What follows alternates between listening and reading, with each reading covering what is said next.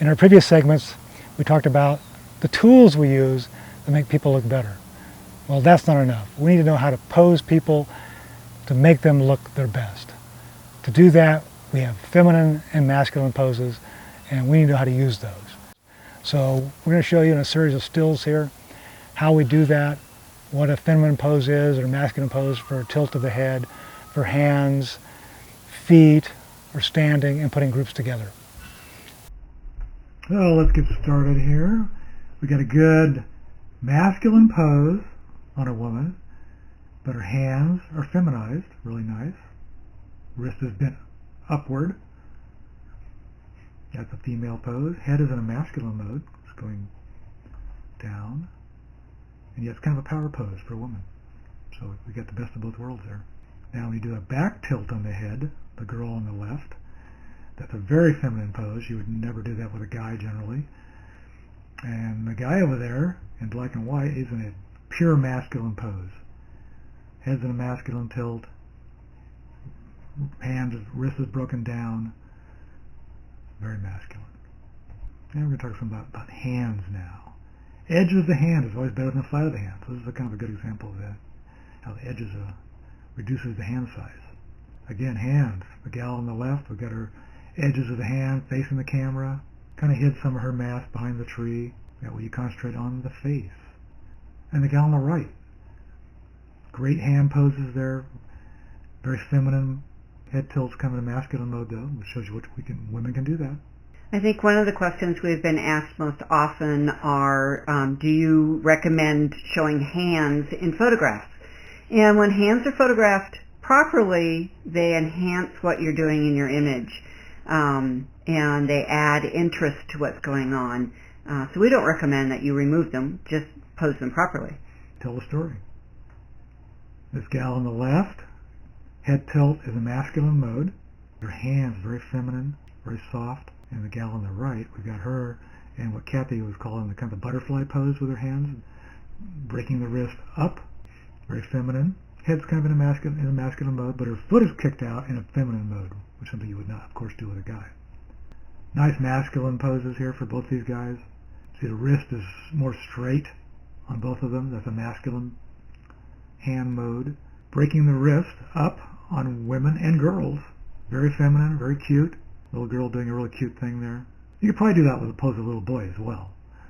The gal on the right, though, that's pure feminine pose on the hands, creating a beautiful S-curve, breaking the wrist up, creating a nice base. Head tilt's kind of in a masculine mode. Little guy, this young, doing what we call a male power pose is really unusual with someone this young, but he's doing it. Got that hand in a masculine pose on his knee.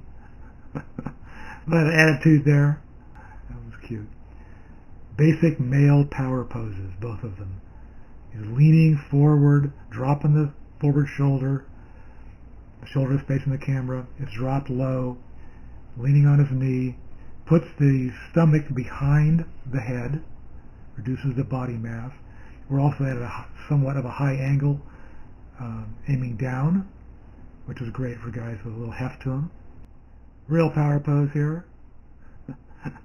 Anytime you put a lean to a male body, yeah, it gives it power, yeah, or female. Yeah, exactly.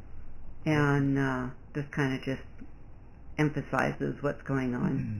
There's some power pose showing how a woman can do it. Kathy did a really good power pose there. And then I got in there and volunteered as well. Both masculine.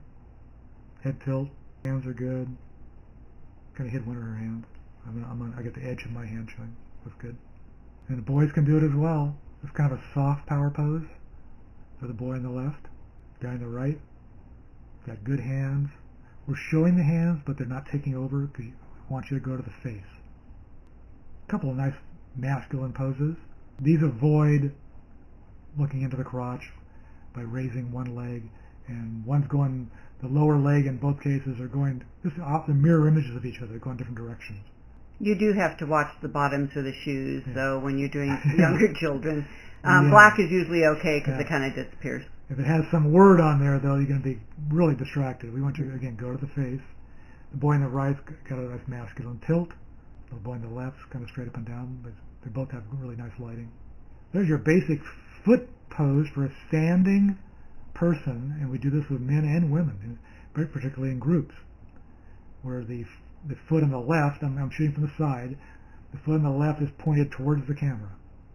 And when you point the toe that is bent directly towards the camera, it will rotate their shoulders and their entire bodies to a 45-degree angle, and they can't twist because your body will move in the same direction your feet are pointed. So what you want to do is help them hold that open hold to a slight 45 with the shoulders, and you can do that by rotating the toe directly towards the camera. Well, the key to this, too, is putting your weight on the back foot. They're planted. That back foot's got all their weight on it, so the front foot is really not supporting them, it's just balancing them. It's a great pose for groups. Here's Kathy doing two poses that one works for her and one doesn't. The left one works great for Kathy. She's minimizing the waist by bringing the hands in. The one on the right didn't help as much, as you can tell. I think you can see this right away. Even though she's tilting the shoulder down on the right image, it's more slimming on the left. This is an example of a flaw that we can fix in most people if we know what to do. That's when you get a person with one eye that's remarkably smaller than the other. The image on the right, you can see that smaller eye on the left, and it looks smaller. So how do we correct that? We bring the smaller eye towards the camera, and the camera will make it look larger, and it will equalize the eyes, as you can see on the left image. It's a great technique to use. You have to recognize it in your subject and then do that correction. We left that left one up because it's also great showing the high angle of the camera. We dropped her shoulder on Kathy on the left, and then I've got a somewhat high angle on the camera. And that, again, reduces body mass. The gal on the right, we did this for effect because I wanted to change the background, is why I did that. I had her sit, and then I got a background that I wanted and got a more dramatic image out of it. High angle down with a group. In this case, we did two things. We got this high angle down to help on the group in general because I wanted the background to be different. I didn't want to get that whole cornfield in the background. It had a lot of light on it. Good example of a standing leg sweep, I think we want to call it that, where we have a heavier gal on the left. We started with her sitting on the rock, and no matter what we did, when we sat her down, it did not help her body mass. We could not, she needed to be stretched out. And to do that, we stood her. Kathy put her into a really nice feminine pose with the leg, her right leg sweeping back. So her weight is on her left foot, and her right foot the toe is kind of turned, and it's a very feminine base. And then she moved her hand down to her thigh, and it really helped her. When you add that leg kick on the side, it adds a base like it would with a wedding dress. Yeah. When you have a larger base on the bottom, it makes everything above it feel smaller. So it's very flattering. The pose works great for any kind of woman, basically, any body type. So it's a very feminine, flattering pose for the feet. You would not do that with a guy, of course, because it's a very feminine pose. This is an example of, we want to get the heads close together. We're doing an engagement session here. And this is a nice pose where we got the heads really close together by the way we seated the guy first and had his right leg sweep bent and then going away from the camera, and then brought her in close to him, and then we did hers kind of a reverse of his on her bottom leg, and it got them really nice close together. Gonna have to watch this though when you're working with women that have a little bit of weight on their thighs. She leaned back into him, which actually rotates the thigh up a little bit, and because her boot was there, it wasn't really prominent. And so sometimes you have to make them roll forward a little bit. Yeah. Good example here on the left of male versus female on the legs and the feet. We've got the mom's knees together, sweeping the legs away from the camera. Very feminine thing you would not do with a guy. The guy is in a basic guy pose. Works really good. We got a good base there. Gal on the right, again in the studio, we're doing the same thing. We're sweeping her legs away from the camera. That way you don't have feet being enlarged by having them point towards the camera, of course. And she's leaning forward on her hands. So a great pose for environmentally or in the studio. because again, it puts the waist, the stomach, in back of the head. It's great for people that have some weight on them. You want to hide some of that. And with someone with a lot more weight on them than this gal has, I would probably do a higher angle and minimize that even further. But she didn't need it. Here's a basic guy pose that a woman can do very easily. Very masculine pose. The hands, the feet. For a guy, I might have turned the nose the other direction and tilted the head forward and create more of a masculine look. Basic posing 101 here. This is an image on the left of Kathy. The nose is what we call breaking the cheek. You may have heard this term in PPA. And we don't want to do that. We want to decide, well, we want to do a profile or a 2/3, and this is neither. So you bring the nose back towards the camera, like the image on the right, and get that full eye. Or you go into a full profile, if that's what you want to do. But having that nose just break the cheek is a real no-no.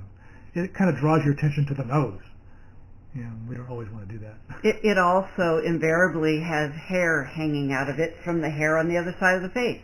So it makes it look like you either have a beard or you have hair growing out your nose. So sometimes they're pretty... Not flattering. Pretty funny. Hey, we're going to go into some pyramid posing for groups. Got this little girl top of this pyramid, obviously. Real fun photo. Here's some pyramids in action, outdoors. We got dogs in a small family group with their dogs, basically.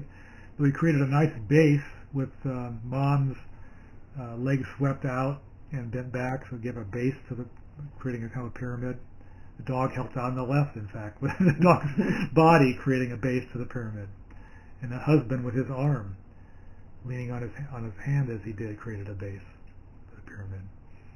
One thing that's not kosher as much as her hand is all spread out, holding that dog, in that position. That's not the ideal hand, of course, but she had to hold on to that dog. It was sometimes they have to make compromises. Image on the right, a good pyramid base. The mom's in a perfect basic female pose. The guy's in a basic male pose. Put the boy behind, create the pyramid. And he also had bare legs and another pattern on his pants rather than the stripe on his shirt. Yeah. So we minimized some of the clothing issues. Mom and Dad looked great, and she forgot about her son. This one also has a difference in where we've placed her arm in regards to allowing the base to be a little more flowing. By putting her hand on the lower part of her leg rather than crossing it across her lap, which sometimes will put weight on people when you do that. Another good basic triangle posing, which happens naturally with our rock because it's got 2 levels, so we automatically get that. But having mom's legs stretched out like Kathy had her do, give her a nice soft base, feminine mode. The dogs are in dog mode, so it's not feminine or masculine. Well, we also place the male first and then snuggle the female into him in order to create this kind of a look. Oh, big group. We had there's a lot of people here, and we used 3 of our posing rocks, used up all of our posing rocks. But Kathy did a really nice job getting the legs swept on the women, crossing at the ankles. That's a very feminine pose. The guys, of course, we do not cross their feet at the ankles. Feet are pretty much flat on the ground for the guys. More masculine. Minimize the hands by putting them in their laps. The guys standing, we had them put their hands in their pockets. We didn't want the thumbs sticking out. That's one of the no-nos. So the hands are pretty much in the pockets, and they're in a basic male standing pose. We prefer that the hand be completely in the pocket or the thumb in the pocket. Right. Either way is acceptable, but hand in the pocket with the thumb out just doesn't look attractive because it looks like a weird appendage growing out of the body rather than a whole hand. And when I set this up, I purposely put the grandma and grandpa there where they are. He's on the highest point on the rock, and their heads are in the lightest part of the picture where the background is really cool. So it draws your attention to the patriarch and matriarch of the family. And then there are different family groups within this, so you can distinctively see there's a family on the right, then there's the mom and dad, and then there's a family to the left of mom and dad with 2 sons, and then there's the bigger family on the far left, and then a single brother, which kind of accented the back line. When we build our groups with large groups, we build them by family groups. Keep them together. I have family in the studio. Kat did a really nice job. All the legs are great on this. It's hard for getting little kids, especially that little girl. We swept her legs going one way. Mom's legs are swept going the other way. The daughter's got hers swept out of the to the left, creating a great triangle, crossing feet at the ankles. Nice feminine pose.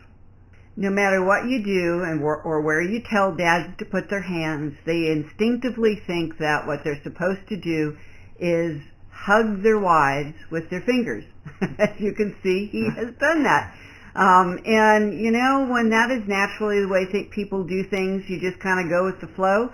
Normally, we would have him put his hand on top of his thigh, and that way you don't have the flat of the hand or the fingers. But that's the only case that we have that in this, except for she's holding the baby's feet so she doesn't scoot away. Exactly. Big group again, posed by family groups. We've got the women with their crossed at the ankles, guys in really basic guy poses, hand on knees, even the standing guys. This is also an example of what Jerry has said in some of his past videos, that when your clients don't follow your clothing instructions, and you get colors all over the board and checkers and sweatshirts and frilly things and short sleeves, when you've got great expressions on everybody, when you've got a twinkle in the background, and your posing is done well, it kind of trumps when they make mistakes. Studio example of a high angle down. Both mom and dad have a little weight on them. So Kathy's got the kids in front of them. High angle down is good, of course, for minimizing the body mass. And we swept the legs on the little girls, different directions away from the camera, as well as mom's, and minimizing the feet. We also have mom leaning forward on that front hand, so it minimizes her body size. The only thing we could have done better is maybe the guy's hand. Yeah, just slap it that's true. The last minute we'll say, bring the hand back. Sometimes we don't catch it, though, because I'm looking for the expression.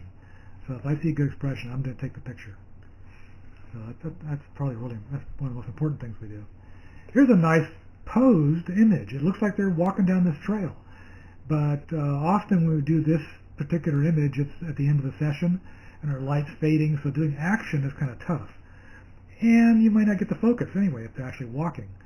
So Kathy sets them up so that they're putting their weight on their front foot, and then they just lift the heel on the back foot.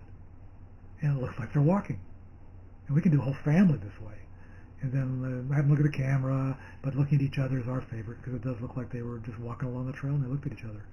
So it's a fun pose to do. It's very easy to do, actually. And you can do this with a whole family, not just a couple. So that was our last one on this. All right. Well, that shows you the basics of masculine versus feminine posing on hands and feet, heads, and then putting groups together.